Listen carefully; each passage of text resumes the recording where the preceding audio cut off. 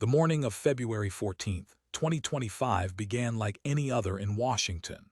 Staffers hurried through marbled corridors clutching coffee cups and briefing folders.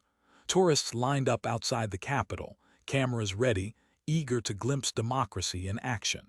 Senators traded pleasantries in cloakrooms, their laughter echoing off centuries-old walls. But beneath this veneer of normalcy, something was stirring. Something that would, before the sun set that day, crack the foundation of American politics wide open. In a private office 3 blocks from the White House, Vice President J.D. Vance sat motionless at his desk. His hands were folded in front of him, his eyes fixed on a manila folder that lay closed before him like a coiled snake. He had not slept. For 72 hours, he had wrestled with what that folder contained, with what it meant, with what doing the right thing would cost him. His staff had begged him to reconsider. His advisors had warned him of the consequences. Even his wife, standing in the doorway of their bedroom 3 nights ago, had asked him quietly if this was really the hill he wanted to die on. He had looked at her then, really looked at her, and said the only thing he could say. If not this hill, then what hill? If not now, then when? She had nodded, kissed his forehead, and walked away. She understood. She had always understood. Now, as he stared at that folder, J.D. felt the weight of every decision that had led him here. Growing up in Middletown, Ohio, watching factories close and neighbors lose hope, writing about the forgotten communities, the people left behind by a system that no longer served them, running for office because someone had to speak for those who had no voice in the halls of power. And now this, the ultimate test of whether any of it had meant anything at all. His phone buzzed, a text from his chief of staff. "They're ready for you, chamber is full. Are you sure about this?" J.D. typed back 2 words, "I'm sure." He picked up the folder, stood, and walked to the door. His hand hesitated on the handle for just a moment. Once he stepped through, there would be no going back. Careers would end. Reputations would be destroyed. The comfortable machinery of corruption that had hummed along for decades would grind to a halt, and everyone who had benefited from it would come for him with everything they had. He opened the door and walked toward his destiny. The Senate chamber was unusually crowded for what had been billed as a routine oversight hearing on pandemic relief fund allocation. But rumors had been swirling for days. Whispers in corridors, anonymous tips to journalists, a sense that something was about to break. The press gallery was packed 3 deep. C-SPAN had added extra cameras. Even senators who rarely attended committee hearings had found reasons to be there, sitting in the back rows, watching, waiting. At the witness table sat Congressman Schiff, impeccably dressed in a navy suit, his silver hair perfectly styled. He looked relaxed, almost amused. This was his element. Television cameras, public attention, the theater of congressional inquiry. He had spent decades mastering this stage. He knew every angle, every tactic, every way to turn a hearing into a performance that would dominate the news cycle. Across from him, the committee members took their seats. The chairman, an elderly senator from Iowa, called the hearing to order with a weary rap of his gavel. "We are here today," he began in a monotone voice that suggested he would rather be anywhere else, "to review the allocation and distribution of federal emergency relief funds during the COVID-19 pandemic." Schiff leaned forward slightly, his expression one of patient tolerance. He had testified before Congress dozens of times. This would be no different. Answer questions with carefully rehearsed talking points. Pivot to attacks on political opponents when challenged. Express deep concern for the American people while revealing nothing of substance. It was a dance he could perform in his sleep. "Mr. Schiff," the chairman continued, "thank you for appearing before us today. We appreciate your cooperation." "Of course, Mr. Chairman," Schiff replied smoothly. "I'm always happy to assist Congress in its oversight responsibilities. Transparency and accountability are the cornerstones of our democracy." A few senators nodded. Some took notes. Others checked their phones discreetly under the table. Then the door at the back of the chamber opened. Vice President J.D. Vance entered quietly, almost unnoticed at first. He made his way down the center aisle, the folder tucked under his arm. A few heads turned. A murmur rippled through the press gallery. This was unusual. Vice presidents didn't typically attend routine oversight hearings. Their presence meant something significant was about to happen. JD took a seat in the front row, directly in Schiff's line of sight. Their eyes met for just a second. Schiff's expression flickered, uncertainty crossing his features before the mask of confidence returned. But JD had seen it. The momentary crack. The first hint that Adam Schiff was about to have the worst day of his life. The questioning began routinely enough. Senators asked about funding timelines, distribution mechanisms, oversight protocols. Schiff answered with practiced ease, his responses long on rhetoric and short on specifics. He spoke of ensuring resources reached those most in need and implementing robust accountability measures. His words were smooth as silk and just as empty. 20 minutes passed, then 30. The hearing was proceeding exactly as everyone expected, boring, procedural, forgettable. Several reporters in the gallery began quietly packing their equipment, preparing to leave. Then Senator Morrison, a Republican from Texas known for his bluntness, leaned forward into his microphone. "Mr. Schiff, I want to ask you about a specific entity that received pandemic relief funds, a nonprofit called American Futures Initiative. Are you familiar with this organization?" Schiff didn't miss a beat. "Senator, thousands of nonprofits received funding. I can't be expected to recall every single one. This one received $8 million, Morrison said flatly. "Then I'm sure there was a thorough vetting process," Schiff replied with a slight smile. "The application would have been reviewed by career officials at multiple agencies. If funding was approved, it means the organization met all the necessary criteria." Morrison nodded slowly. "And would you consider it relevant if I told you that the director of American Futures Initiative is your nephew, Mr. Schiff, a 24-year-old with no experience in nonprofit management?" The chamber went quiet. Schiff's smile remained fixed, but his eyes hardened. "Senator, I resent the implication. Many young people are involved in public service. The fact that a family member runs a nonprofit doesn't mean—" "A nonprofit that never conducted a single program," Morrison interrupted. "That never trained a single business owner. That never opened an office or hired a staff member. A nonprofit that exists only on paper, Mr. Schiff, and in bank accounts in the Cayman Islands." Schiff's face flushed. "That's an outrageous accusation. Do you have any evidence to support?" "Yes." The single word came from J.D. Vance. He had stood and was walking toward the witness table, the manila folder in his hand. Every eye in the chamber turned to him. The chairman started to object to the interruption, but something in J.D.'s expression stopped him. This was not a man who could be waved off with parliamentary procedure. J.D. reached the table and placed the folder directly in front of Schiff. He didn't open it. He simply stood there, looking down at the congressman, and when he spoke, his voice was quiet, almost gentle, which somehow made it more devastating. "Congressman Schiff, in this folder is a federal audit report compiled by the Treasury Department's Office of Inspector General. It documents a pattern of fraud involving COVID relief funds. Your name appears on page 3. The chamber erupted. Senators began shouting questions. The chairman slammed his gavel repeatedly, calling for order. Reporters surged forward, cameras flashing. But J.D. remained perfectly still, his gaze never leaving Schiff's face. Schiff's mouth opened and closed. No sound emerged. His hands gripped the edge of the table so tightly his knuckles went white. The carefully constructed facade of confidence had shattered completely, and beneath it was something raw and terrified. "The report," J.D. continued in that same quiet voice, "shows that you personally authorized the diversion of $12 million in federal emergency relief funds. The money was routed through a network of shell companies registered to members of your family. These companies had no employees, no offices, no legitimate business operations. They existed for one purpose only: to receive stolen money." "This is a lie," Schiff managed, his voice strangled. "A political hit job. Where did you get this? How did you—" "A whistleblower," J.D. said simply.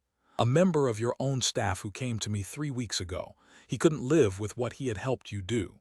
He brought documentation, bank records, wire transfer receipts, Emails written in your own hand detailing exactly how you plan to hide the theft. JD opened the folder and removed a single sheet of paper. He held it up so the cameras could capture it, so the committee members could see it, so there could be no doubt about its authenticity. This is a wire transfer authorization. $500,000 sent from a federal emergency relief account to Horizon Strategic Consulting. That company is registered in your wife's maiden name. It has no employees, no phone number, no office. It exists only to receive money that was supposed to help struggling restaurants stay open during the pandemic. The silence that followed was absolute. Not a whisper, not a breath, just shocked, crushing silence as the weight of what had been revealed settled over everyone in the chamber. Then Adam Schiff did something no one expected. He laughed. It was a harsh, broken sound like something tearing inside him. "You self-righteous son of a bitch," he said, his voice shaking with rage. "You think you're some kind of hero. You think this makes you special. Everyone does it, Vance. Everyone. You're just too stupid and naive to understand how this city actually works." JD didn't react to the outburst. He simply pulled another document from the folder. "This," he said, "is a list of expenditures made by your nephew from the American Futures Initiative account. In the 6 months after receiving $8 million in pandemic relief funds, he purchased a Maserati, a penthouse apartment in Manhattan, and a vacation property in the Bahamas. All while small business owners across this country were losing everything. All while nurses were reusing protective equipment because hospitals couldn't afford supplies." He paused, letting each word land like a hammer blow. "You stole from them, Congressman. While they were suffering, while they were desperate, while they were watching their life's work collapse around them, you saw an opportunity. Not to help, to profit." Schiff stood abruptly, his chair toppling backward. "I want my attorney. I'm not answering any more questions. This hearing is a sham, a kangaroo court, and I will not participate in this character assassination." The chairman finally found his voice. "Congressman Schiff, you will remain seated. We are not finished." "I'm finished," Schiff shouted. "You can all go to hell."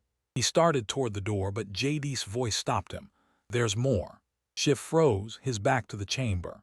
"The audit identified a total of 19 separate instances of fraud," JD said, his voice still maddeningly calm. 19 times you stole from the American people during their darkest hour. The total amount exceeds $37 million. Every transaction is documented. Every shell company identified. Every family member who benefited is named. JD walked to the committee chairman and placed the full folder on his desk. "This isn't political theater, Mr. Chairman. This is evidence of criminal conduct on a massive scale. The Department of Justice has already opened an investigation. The FBI will be executing search warrants within the hour." He turned back to Schiff, who was still standing frozen near the door. "You asked what a vice president does, Congressman. We break ties in the Senate. We attend state funerals. And sometimes, when no one else has the courage to do it, we tell the truth about people like you." Adam Schiff's face had gone from red to deathly pale. He looked around the chamber as if searching for an ally, someone who would defend him, but every senator avoided his gaze. Even his longtime supporters sat in silence, already calculating how quickly they could distance themselves from him. Security guards appeared at the door. The chairman nodded to them and they approached Schiff carefully as if he might bolt. "Congressman," one of them said quietly, "you need to come with us." Schiff didn't resist. All the fight had drained out of him. As he was escorted from the chamber, he looked back once at J.D. Vance. The expression on his face was one of pure hatred, but beneath it was something else. Recognition. The understanding that he had been outmaneuvered completely, that his arrogance had made him vulnerable, that he had underestimated the quiet man from Ohio and it had cost him everything. The door closed behind him, with a finality that echoed through the chamber. For a long moment, no one moved. No one spoke. The enormity of what had just happened was too much to process immediately. A sitting congressman, one of the most powerful figures in Washington, had been publicly exposed as a criminal, not through leaks or innuendo but with hard evidence, delivered in front of the entire nation. Then the chamber exploded into chaos. Senators shouted for recesses, for emergency sessions, for immediate investigations. Reporters sprinted for the exits, desperate to file their stories first. Staff members pulled out phones, frantically texting updates to their bosses. The machinery of Washington, so carefully calibrated to maintain the status quo, had just suffered a catastrophic breakdown. J.D. Vance walked quietly back up the aisle toward the exit, ignoring the shouted questions from reporters, ignoring the senators trying to catch his attention. His face betrayed nothing, but inside he felt something he hadn't felt in years. Not triumph, not satisfaction, just a deep, weary relief that the burden of knowing had finally been lifted, that the truth was out, that justice, however imperfect, was finally in motion. As he stepped into the corridor outside the chamber, his chief of staff materialized at his side, along with a security detail. "Sir," the chief of staff said, slightly breathless, "the phones are exploding. Every network wants a statement. The White House is calling. The Justice Department needs to coordinate." "Not now," JD said quietly. "Just give me a minute." He walked down the corridor alone, his footsteps echoing in the sudden quiet. He found an empty conference room and slipped inside, closing the door behind him. The room was dark, the only light coming from the windows overlooking the National Mall. He could see the Washington Monument in the distance, standing tall and clean against the gray sky. JD pulled out his phone. He scrolled through his messages, past the frantic texts from staff and colleagues until he found the one he was looking for. It had come 3 weeks ago from a blocked number. "I worked for Schiff for 6 years. I can't do this anymore. I have proof of everything. Can we meet?" That message had started it all. One person, racked with guilt, unable to live with their complicity, reaching out in desperation. JD had met him in a parking garage at 2 in the morning like something out of a spy movie. The man had been shaking, barely able to speak, but he had brought everything. Thumb drives full of documents, printouts of emails, screenshots of bank transfers, a comprehensive record of corruption that was impossible to deny. "Why me?" JD had asked him. The man had looked at him with red-rimmed eyes. "Because everyone else would try to use this for political gain. You're the only one I thought might actually care about making it right." JD had spent the next 3 weeks verifying everything, working with investigators, building an airtight case. And now it was done. The truth was out. The consequences would unfold. His phone rang. He glanced at the screen. It was President Trump. JD answered, "Mr. President." "You magnificent son of a bitch," Trump said, and JD could hear the smile in his voice. "You just did what Washington said couldn't be done. You took down one of the most protected men in this city using nothing but facts and balls. How does it feel?" "Honestly, sir, I'm not sure yet." Trump laughed. "Well, I'll tell you how it feels from where I'm sitting. It feels like someone finally remembered that we work for the American people, not for each other. You did good today, JD, real good." They talked for a few more minutes about logistics, about coordinating with justice, about the press conference that would need to happen. Then Trump's tone shifted, becoming more serious. "You know they're going to come after you now, right? Everyone Schiff had in his pocket, everyone who's been playing the same game, they're all going to want your head." "I know," JD said quietly. "Good, because if you were expecting gratitude, you'd be disappointed. This town doesn't reward people who upset the apple cart. It destroys them." "I'm ready, sir." "I believe you," Trump said. Then more softly, "Your father would be proud of you. You know that, right?" JD felt his throat tighten. His father had died when he was young, worked himself to death in a factory that closed 6 months after he passed. "Thank you, sir. That means a lot." After he hung up, JD stood in the darkness for a while longer. Through the window, he could see people walking on the mall, tourists and office workers and students, all of them going about their lives, unaware that the foundations of their government had just shifted beneath them. He thought about his hometown, about the people he had grown up with, the single mothers working 2 jobs, the factory workers laid off when the plant moved overseas, the veterans struggling with the VA bureaucracy, all the people who had been promised that government would serve them, protect them, fight for them, only to discover that it served itself instead. This was for them, all of this. The risk, the exposure, the target he had just painted on his back. It was for every person who had been betrayed by a system that was supposed to work for them. JD took a deep breath, straightened his tie, and walked back into the corridor. His security detail fell in around him. His chief of staff handed him a briefing sheet for the press conference. And as he walked toward the West Wing, toward the cameras and questions and firestorm that awaited him, he felt something unexpected. Peace. Because he had kept the promise he made to himself all those years ago when he decided to enter public service. He had told the truth. He had stood up for the voiceless. And he had proven that corruption, no matter how powerful, no matter how entrenched, could be exposed and defeated. The work was far from over. In fact, it was just beginning. But for the first time in months, J.D. Vance allowed himself a small smile. He had broken the dam. Now the flood would come. Within an hour of the hearing ending, every major news network had gone into emergency coverage. The footage of J.D. Vance calmly dismantling Schiff played on loop, each network adding their own commentary, but the images needed no explanation.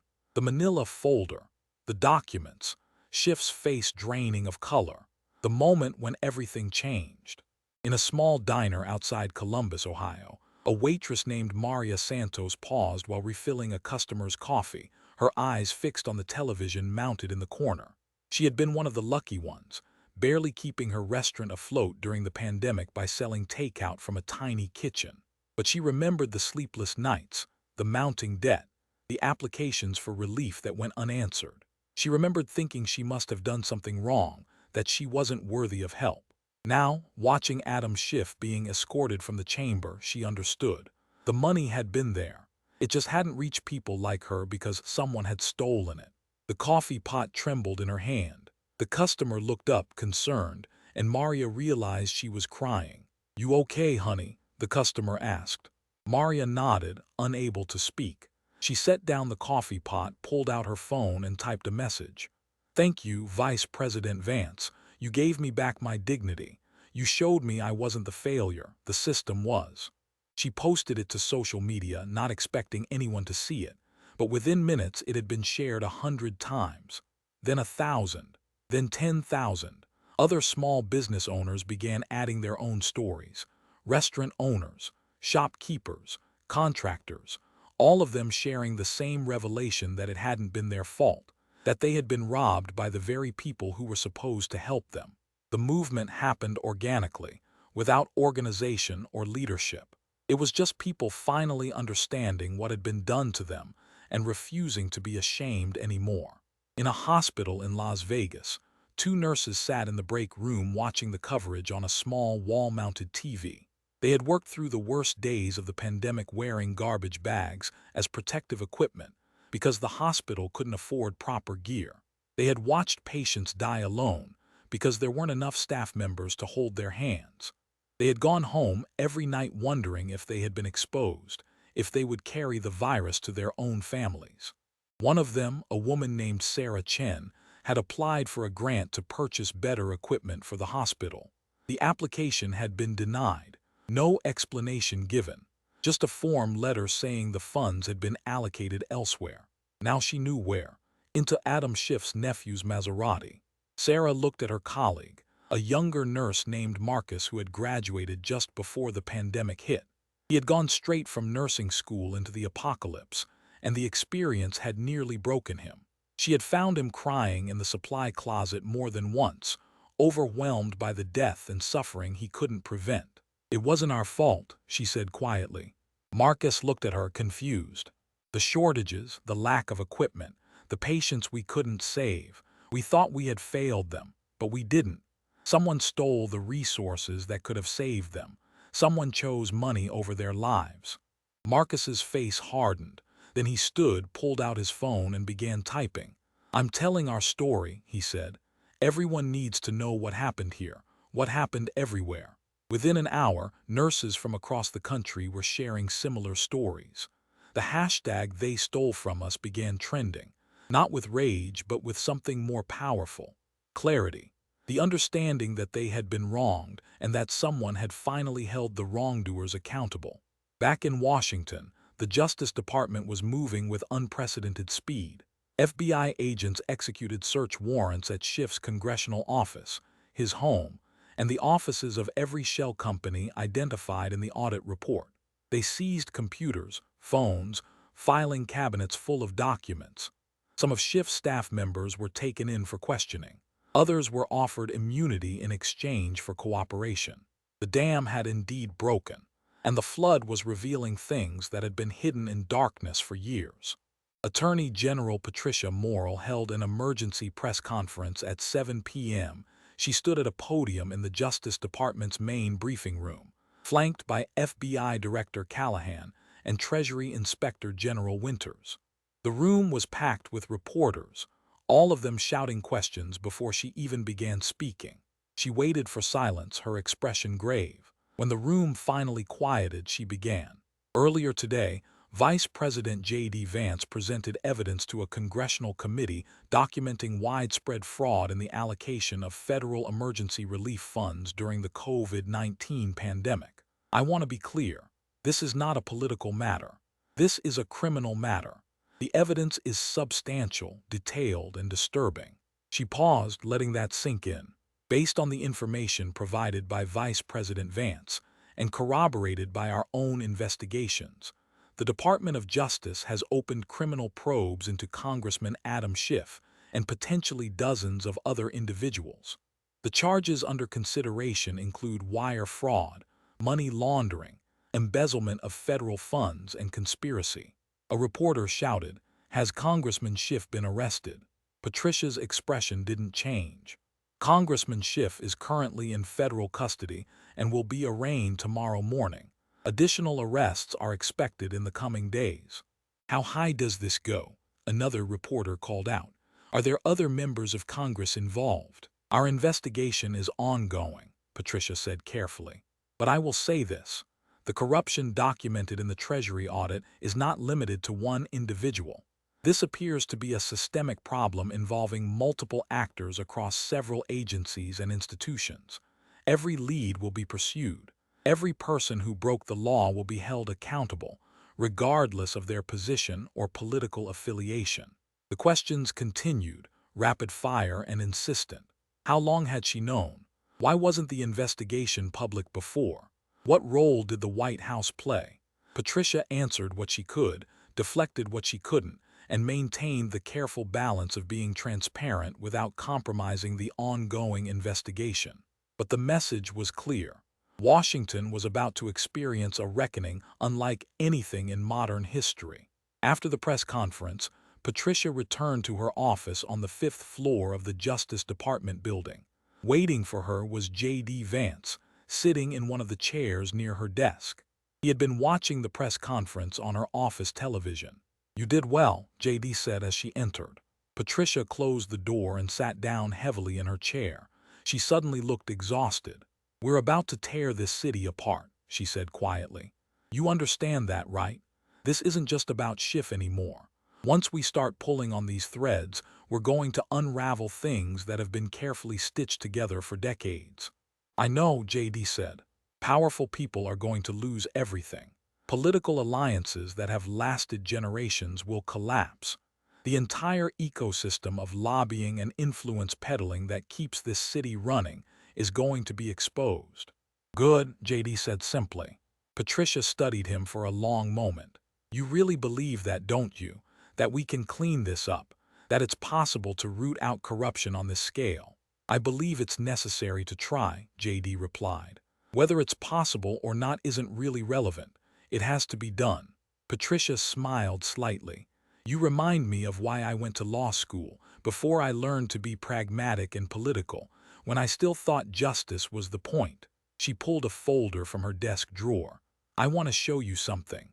She opened the folder and spread out several documents: bank records, corporate registration forms, email printouts.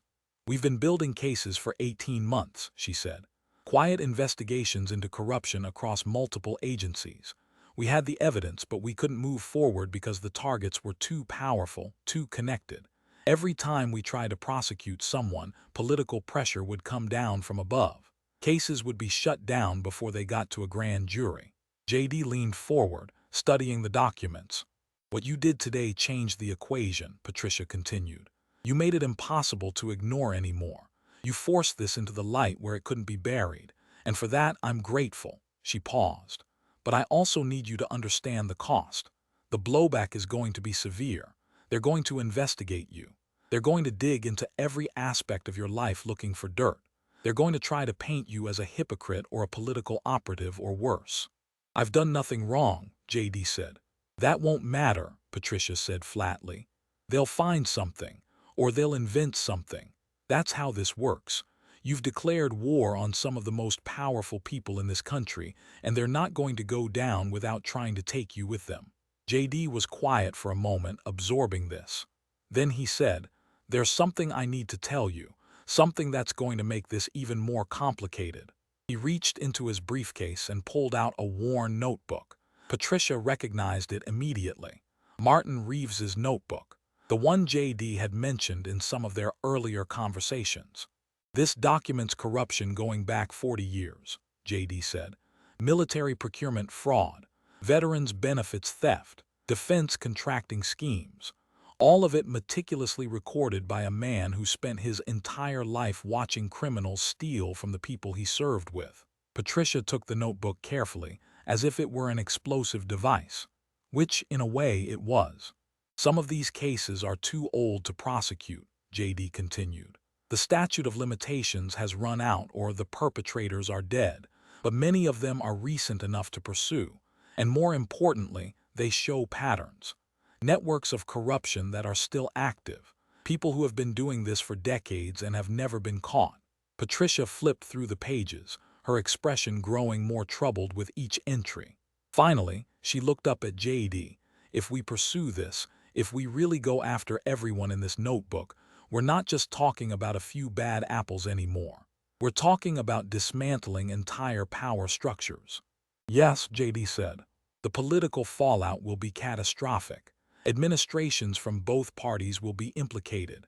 Current members of Congress, former cabinet officials, major donors and lobbyists. This city will burn." "Then it burns," JD said quietly. "Because the alternative is letting it continue, letting more people get hurt, letting more families lose everything while the people who are supposed to serve them get rich off their suffering." Patricia closed the notebook and set it on her desk. She was silent for a long time, and JD could see the war playing out behind her eyes. The battle between the career prosecutor who understood political reality and the idealist who had once believed in justice above all else. Finally, she looked at JD and nodded. "All right, we do this, but we do it methodically. We build airtight cases. We don't just throw charges around. Every indictment has to be bulletproof because we're only going to get one shot at this." "Agreed," JD said. "And you need to be prepared for what's coming. They're going to call you a tyrant, a would-be dictator using the Justice Department as a political weapon.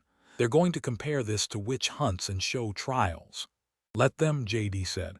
"The evidence will speak for itself." Patricia stood and extended her hand. "Then let's burn it down and build something better in its place." They shook hands, and in that moment, an alliance was forged that would reshape American politics for a generation. As JD left the Justice Department building, stepping out into the cold February night, he found himself surrounded by reporters. They had been camping outside for hours, waiting for him to emerge. Camera lights blinded him. Microphones were thrust in his face. Questions came at him from all directions. "Vice President Vance, are there more indictments coming? How long have you known about Congressman Schiff? Is this about justice or politics? Will you run for president?" JD stopped walking. His security detail tensed, ready to push through the crowd, but he raised a hand, signaling them to wait. He looked directly at the cameras, at the American people watching from their homes. "Today was not about politics," he said, his voice carrying clearly in the cold air. "Today was about accountability, about ensuring that the people who were entrusted with public resources used them to serve the public, not themselves." He paused, choosing his words carefully.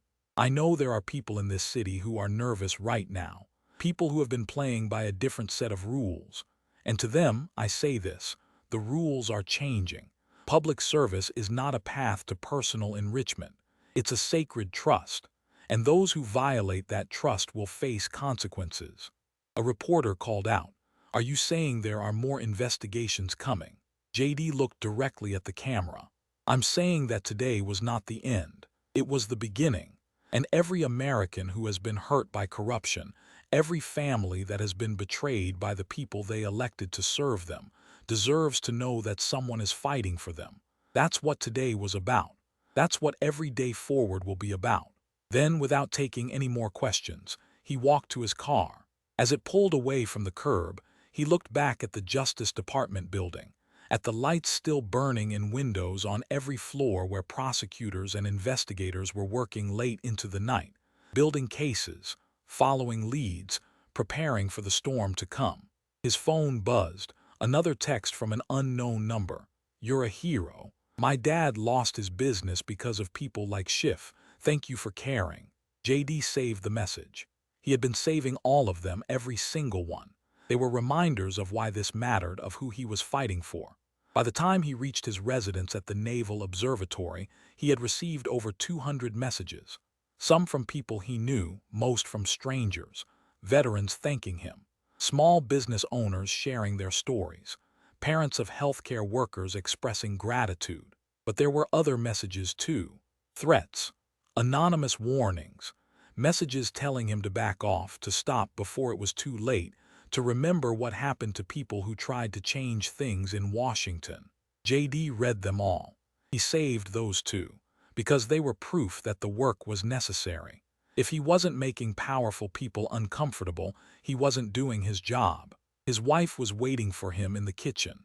She had prepared dinner, though neither of them had much appetite. They sat across from each other at the small table, and for a while, neither spoke. Finally, she said, "The kids are asking questions. They've heard things at school. Other kids saying things about you, about us."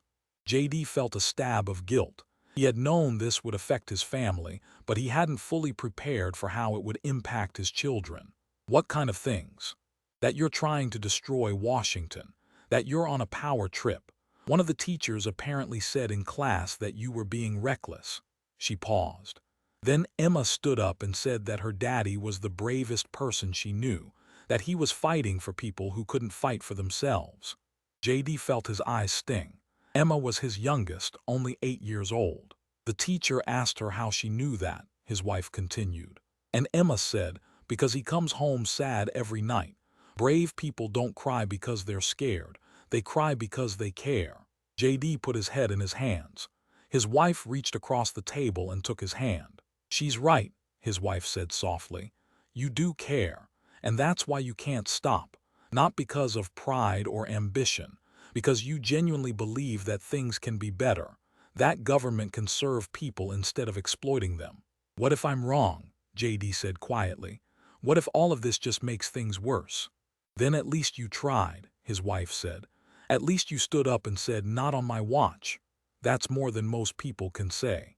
They finished dinner in silence, both of them thinking about the road ahead. After the dishes were done, JD went upstairs to say goodnight to the kids.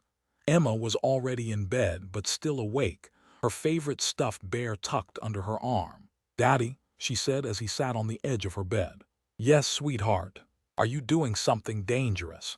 JD considered lying, considered giving her some bland reassurance that everything was fine, but Emma deserved better than that. "I'm doing something important," he said carefully. "Sometimes important things are also dangerous, but that doesn't mean we shouldn't do them." Emma thought about this. Then she said, "Like when Mommy had to have surgery, that was dangerous, but she had to do it." "Exactly like that," JD said, grateful for the metaphor she had offered him. "Okay," Emma said. "Then I'm proud of you, even if other kids say mean things." JD kissed her forehead. "You are the bravest little girl I know." "I learned it from you," Emma said simply.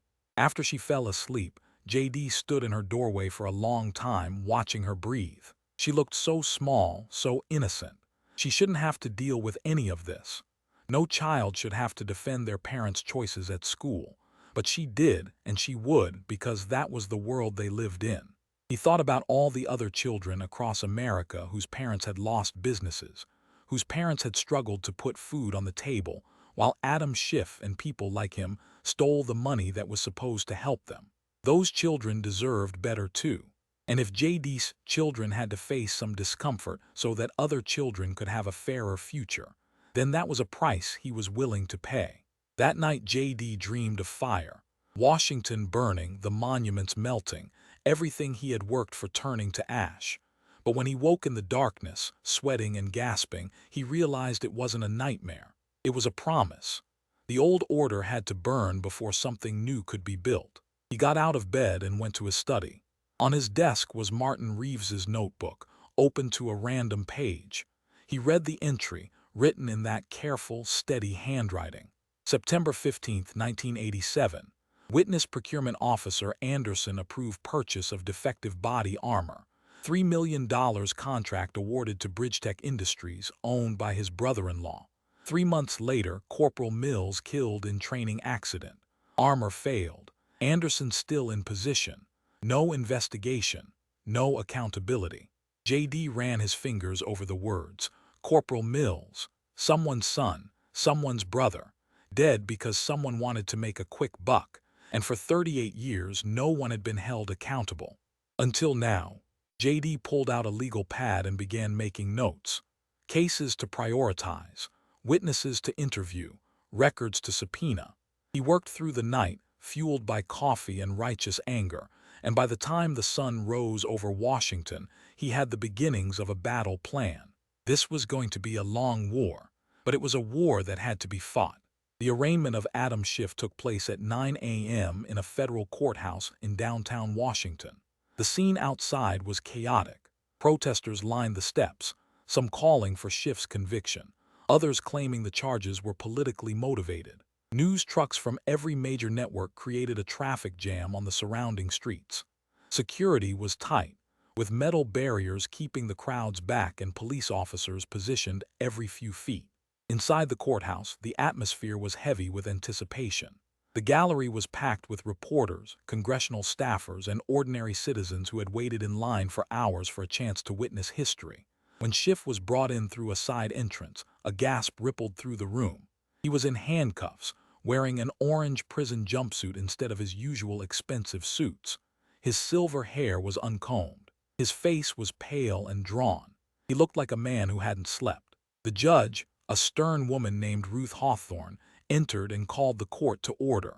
She was known as a no-nonsense jurist who had little patience for theatrics or political grandstanding, perfect for a case like this. The charges were read aloud. 18 counts of wire fraud, 12 counts of money laundering, 8 counts of embezzlement, and 5 counts of conspiracy. Each count carried a maximum sentence of 20 years. If convicted on all charges, Schiff could spend the rest of his life in prison. Schiff's attorney, a high-powered defense lawyer named Maxwell Keene, stood to enter a plea. Not guilty on all counts, Your Honor. Judge Hawthorne looked at Schiff directly. Mr. Schiff, do you understand the charges against you? Schiff's voice was barely above a whisper. Yes, Your Honor. And you understand your rights? Yes, Your Honor. The prosecution requested that Schiff be remanded to custody pending trial, arguing that he was a flight risk given the severity of the charges and his access to resources. Keene countered that Schiff had deep roots in the community, a long record of public service, and would surrender his passport. Judge Hawthorne listened to both arguments, her expression unreadable. Then she said, given the nature and scope of the alleged crimes, and considering that the defendant had months to flee and did not, I will grant bail. However, the amount is set at $20 million. The defendant will surrender all passports and be subject to GPS monitoring. Any violation of these conditions will result in immediate incarceration. Do you understand, Mr. Schiff? Yes, Your Honor, Schiff said, his voice hollow. The arraignment lasted 20 minutes. As Schiff was led out through a side door, he glanced once toward the gallery. His eyes met those of several former colleagues who had come to watch. Not one of them acknowledged him. They looked away, pretending they hadn't seen. That was Washington. Your friends stood by you only as long as you had power. The moment you became a liability, you were invisible. Outside the courthouse, Maxwell Keene held a brief press conference. He was every inch the expensive defense attorney, perfectly tailored suit, confident demeanor, ready sound bites. My client maintains his innocence and looks forward to clearing his name in court. What we witnessed yesterday was a political ambush orchestrated by a vice president with aspirations for higher office. This case is not about justice. It's about destroying a political opponent. The reporters shouted questions. Will you pursue an investigation into Vice President Vance? Are you claiming the evidence is fabricated? What about the whistleblower? Keene held up a hand. All of those issues will be addressed in court. For now, I'll simply say that my client is the victim of a coordinated campaign to silence him. The truth will emerge. But even as he spoke, the confidence in his voice seemed forced. Because the evidence against Schiff wasn't based on testimony that could be challenged or disputed. It was documents, bank records, wire transfers, the kind of evidence that was very difficult to explain away. Back at the vice president's residence, JD watched the press conference on television. His chief of staff sat beside him, taking notes. They're going to try to make this about you, the chief of staff said. They're going to investigate your finances, your campaign contributions, every decision you've made in office. Let them, JD said calmly. I've got nothing to hide. It doesn't matter if you have nothing to hide. They'll still find a way to create doubt. That's what they do. JD turned off the television. Then we stay focused. We don't get distracted by their noise. We keep building cases, exposing corruption, holding people accountable. That's the only way to win this. His phone buzzed. A text from Patricia Morrill. Grand jury has been impaneled for the larger investigation. We're moving forward on 6 additional targets. Indictments expected within 2 weeks. JD showed the message to his chief of staff. It's starting. God help us all, the chief of staff murmured. Over the following days, the investigation expanded rapidly. FBI agents fanned out across the country, interviewing witnesses, seizing records, following money trails. The Treasury Department's Office of Inspector General published a preliminary report detailing the scope of the fraud. Over $300 million in pandemic relief funds had been diverted to fraudulent recipients. The report named 27 individuals who appeared to have benefited directly, including 3 sitting members of Congress, 2 former cabinet officials, and a dozen lobbyists and contractors. Washington erupted into panic. Lawyers were hired, documents were shredded, phones were wiped. The guilty scrambled to cover their tracks, but they were too late. The investigation had been ongoing for months before JD's public revelation. The evidence had already been gathered. The traps had already been set. One by one, the dominoes began to fall. Congressman Richard Malley from Illinois, who had been defiant in the face of the initial allegations, resigned suddenly. His office released a terse statement citing health reasons. 2 days later, he was indicted on charges related to a shell company that had received $4 million in relief funds. A former Deputy Secretary of Commerce named Ellen Worthington turned herself in, accompanied by her attorney and a proffer of cooperation. She admitted to facilitating fraudulent applications in exchange for kickbacks. Her testimony implicated 6 other officials. A prominent lobbyist named Charles Brennan was arrested at Dulles Airport attempting to board a flight to Singapore.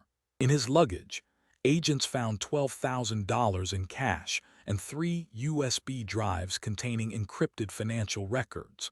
When the encryption was broken, the drives revealed a network of bribes and payoffs involving dozens of public officials. The flood had become a tsunami, and it was washing away careers that had seemed untouchable just weeks before. Through it all, JD maintained a careful distance. He did not comment publicly on the individual cases. He did not gloat or celebrate. He simply continued his duties as vice president, attending meetings, casting tie-breaking votes, representing the administration at public events. But everywhere he went, he felt the tension. Senators who used to greet him warmly now avoided eye contact. Lobbyists who used to seek him out at receptions stayed away. The machinery of Washington, which had always run on relationships and mutual back-scratching, was seizing up with distrust and fear. No one knew who would be next. No one knew who was cooperating with investigators. The paranoia was palpable.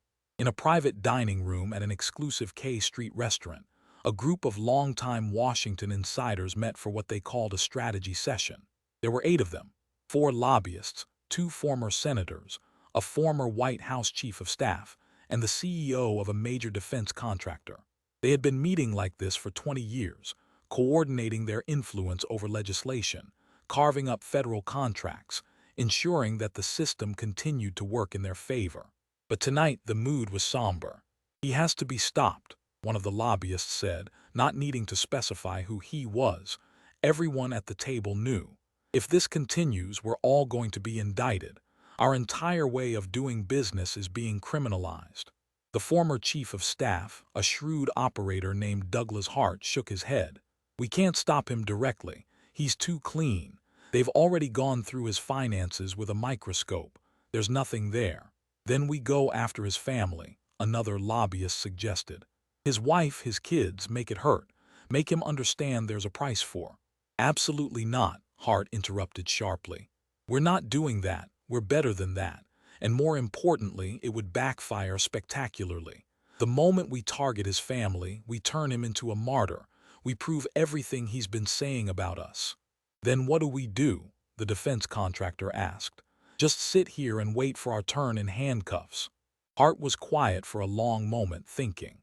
Then he said, "We change the narrative. Right now, this is being framed as good versus evil, corruption versus accountability. We need to reframe it as authoritarianism versus democracy. We paint Vance as a man drunk on power, using the Justice Department as his personal weapon. That's what Schiff's lawyer is trying," one of the former senators pointed out. "It's not working.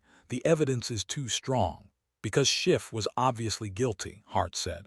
"But not everyone being investigated is guilty. Some of these cases are going to be borderline. Some are going to be based on different interpretations of the law. Those are the ones we focus on.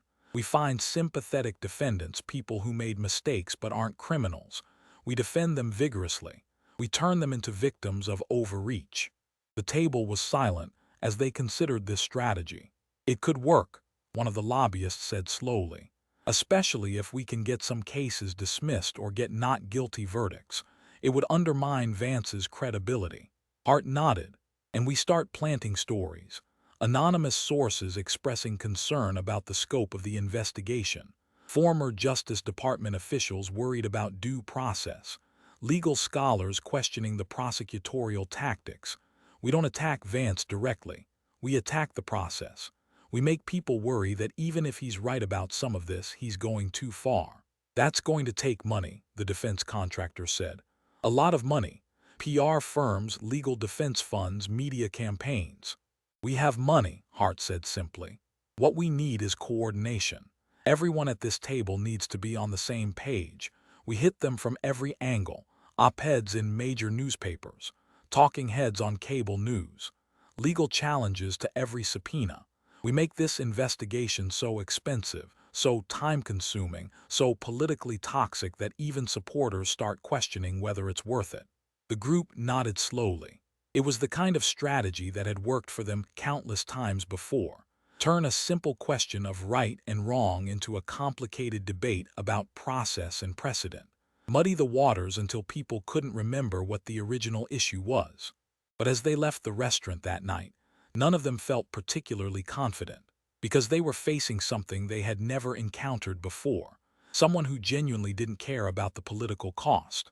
Someone who couldn't be bought, threatened, or cajoled into backing down. Someone who believed, with an intensity that bordered on religious fervor, that exposing corruption was more important than his own career or reputation. They were playing against an opponent who wasn't playing by their rules. And that terrified them. While the establishment plotted resistance, something else was happening across America. Something organic and powerful that no amount of PR money could stop. People were organizing. In Denver, a group of small business owners who had been denied pandemic relief formed a coalition. They called themselves the Truth in Relief Alliance, and their mission was simple: document every case of denied assistance they could find and create a public database showing how many legitimate applicants had been rejected, while fraudsters like Schiff got paid. Within 2 weeks, they had documented over 15,000 cases. Restaurant owners, hair salons, bookstores, gyms, all of them with legitimate businesses, legitimate needs, legitimate applications that had been denied, while hundreds of millions of dollars went to shell companies and political cronies. The database went viral. News organizations picked it up. Congressmen were confronted with specific cases in their districts. The human cost of the corruption became impossible to ignore. In Seattle, a nurses' union organized a protest outside the regional FBI office. But it wasn't a protest against the investigation. It was a protest demanding that the investigation go further. They brought with them documentation of medical supply shortages, of how their hospitals had been denied emergency funding, of the patients they had lost because they didn't have adequate equipment. They held signs reading, "Arrest them all and justice for healthcare workers." And they stayed there in shifts for 72 hours straight, a silent vigil demanding accountability. In Philadelphia, a veterans group announced they were conducting their own audit of VA benefits processing.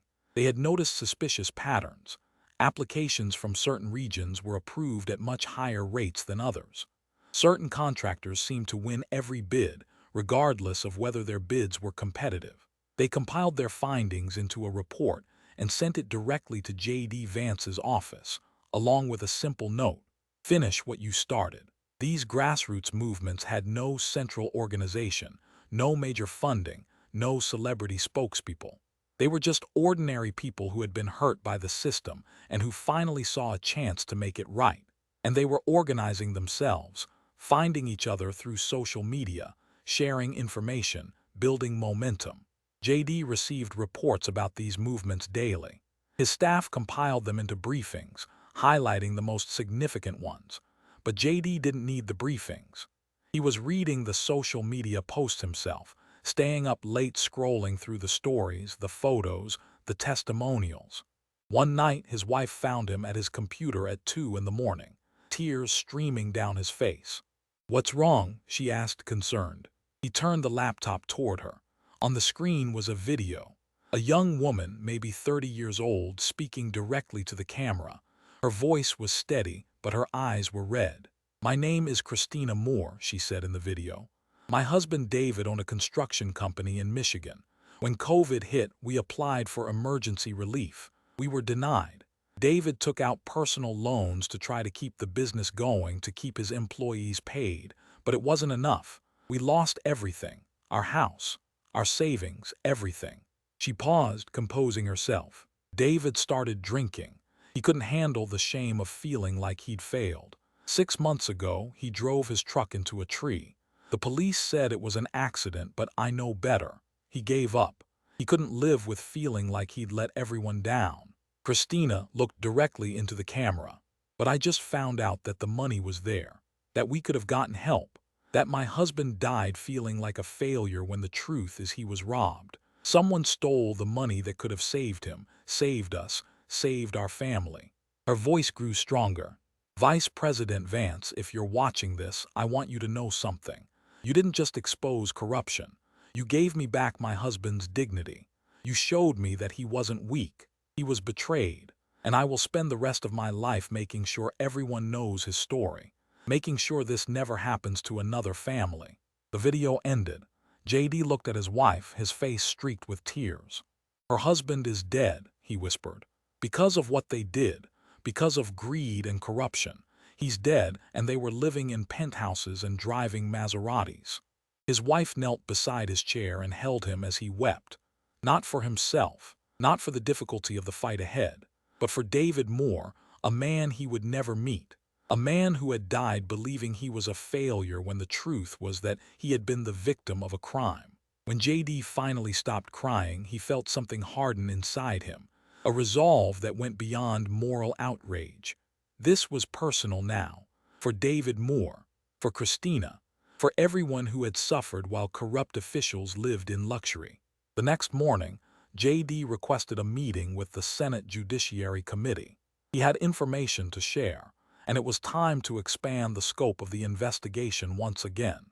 But this time, he wasn't just going after corrupt officials. He was going after the system that enabled them, the revolving door between government and lobbying. The campaign financed loopholes that allowed legal bribery, the lack of real oversight on government spending. All of it. The establishment had hoped this would blow over, that they could wait out the storm. But they had misunderstood who they were dealing with. J.D. Vance wasn't looking for a win. He was looking for a transformation. And he was just getting started. If this story stirred something in your chest, if you felt even a spark of what J.D. Vance risked everything for, then don't scroll past without acting. Slam that like button right now. Let this message reach someone else who needs to remember that truth still matters. Drop a comment below. Tell us, would you have the courage to stand alone against corruption? What would you sacrifice for what's right? And subscribe to this channel because we need more stories that remind us real leadership still exists. That one person refusing to back down can change everything. That courage isn't about being fearless. It's about being terrified and doing it anyway. This is your moment. Your voice matters. Make it heard.